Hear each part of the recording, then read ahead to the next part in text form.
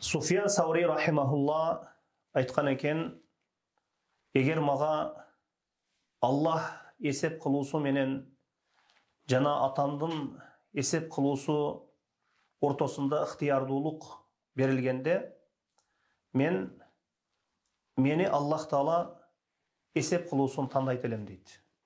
Мындайча айтканда, сени Аллах есеп кылсынбы, же атаң есеп кылсынбы деп суралганда, мени Аллах есеп кылсын деп айтат элем дейт. Анткени атама караганда Аллах Таала мага ырайымдуураак деп айткан экен.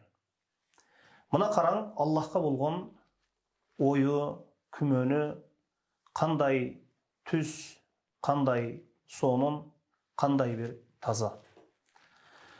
Ар бирибиз Аллах Таала тууралуу туура ойдо болуу үчүн, жакшы ойдо болуу үчүн биз албетте Кур'ан-ы Керимди окуп, ой жүгүртүп, пайгамбарыбыз саллаллаху алейхи вассаламдын хадистерин окуп, ой жүгүртүп, жана ошол шарияттан билген нерселерибизге амал кылсак, мына ушул нерселердин баарысы Аллах Таала тууралуу туура ойго бизди багыттайт.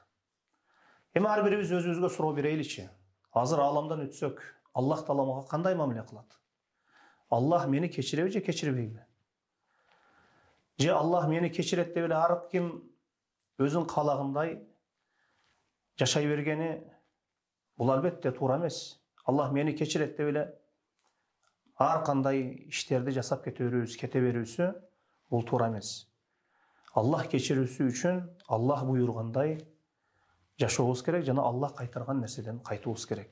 Аллаху а'лам.